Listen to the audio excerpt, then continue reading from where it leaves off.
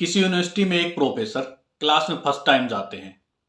Class में जाने के थोड़ी देर बाद प्रोफेसर एक लड़की से कहते हैं कि आप मेरी क्लास से जा सकती हो। जब लड़की इसका रीज़न पूछती है तो प्रोफेसर गुस्से में कहते हैं कि आप क्लास से जा सकती हो और दोबारा कभी भी मेरे लेक्चर में मत आना। इसके बाद वो लड़की खड़ी होकर क्लास से चली जाती है।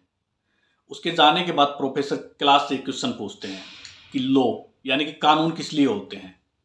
एक स्टूडेंट जवाब देता है कि सोशल ऑर्डर को मेंटेन रखने के लिए। एक अन्य स्टूडेंट कहती है कि पर्सनल राइट को प्रोटेक्ट करने के लिए। और एक और स्टूडेंट जवाब देता है कि न्याय यानी कि जस्टिस दिलाने के लिए। तो इस पर प्रोफेसर क्लास से पूछते हैं कि क्लास की स्टार्टिंग में जब मैंने आपकी क्लासमेट को क्लास से बाहर निकाला तो क्या उसके साथ अन्याय इनजस्टिस नहीं हुआ। इस पर क्लास सहमति में हाँ हिलाती है कि हाँ उसके साथ अन्याय हुआ। तो प्रोफेसर क्लास से पूछते हैं तो फिर आपने मुझे रोकने का प्रयास क्यों नहीं किया, आप लोगों ने प्रोटेस्ट क्यों नहीं किया, आप लोगों ने क्यों उस इनजस्टिस उस अन्याय को होने दिया। फिर प्रोफेसर कहते हैं कि आप सब इसलिए चुप रहे क्योंकि यह आपको अफेक्ट नहीं कर रहा था, आप पर इसका कोई प्रभाव नहीं पड़ रहा था।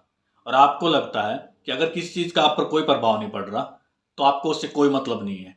लेकिन सच्चाई यह है कि अगर आप अपने सामने होने वाले अन्याय के खिलाफ आवाज़ नहीं उठाएंगे तो एक दिन निश्चित रूप से आपके साथ भी अन्याय होगा और उस दिन आपके साथ कोई नहीं खड़ा होगा।